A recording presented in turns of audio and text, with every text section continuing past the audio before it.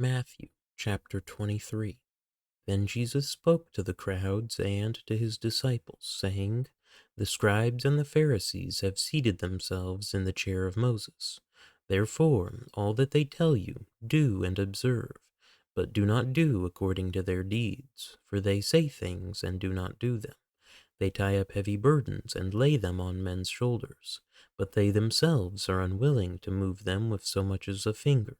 But they do all their deeds to be noticed by men, for they broaden their phylacteries and lengthen the tassels of their garments.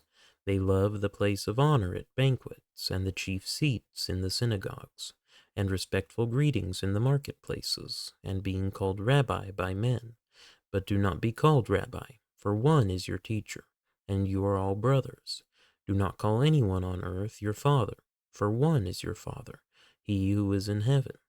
Do not be called leaders, for one is your leader, that is, Christ. But the greatest among you shall be your servant. Whoever exalts himself shall be humbled, and whoever humbles himself shall be exalted. But woe to you, scribes and Pharisees, hypocrites, because you shut off the kingdom of heaven from people.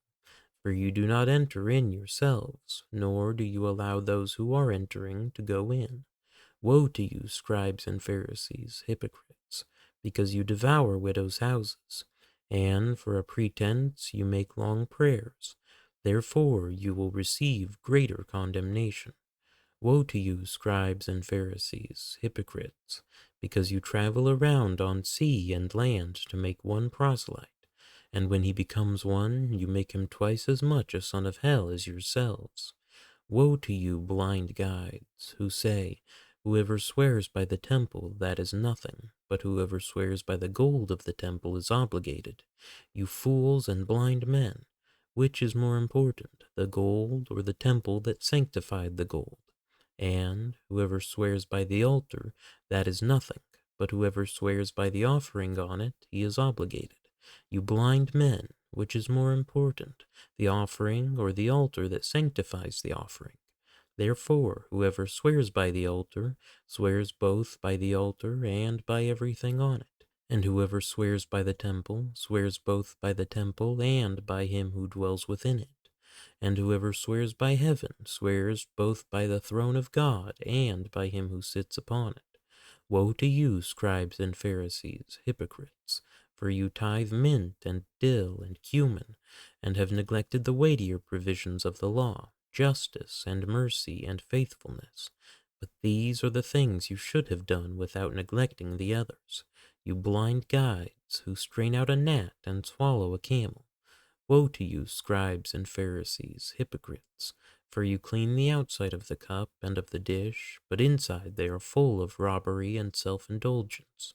You blind Pharisee, first clean the inside of the cup and of the dish, so that the outside of it may become clean also.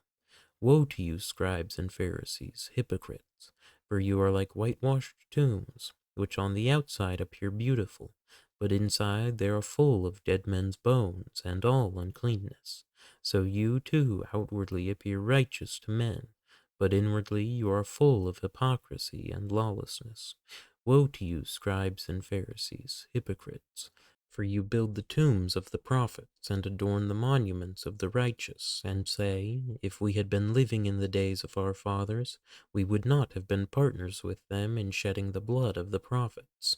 So you testify against yourselves that you are sons of those who murdered the prophets. Fill up, then, the measure of the guilt of your fathers.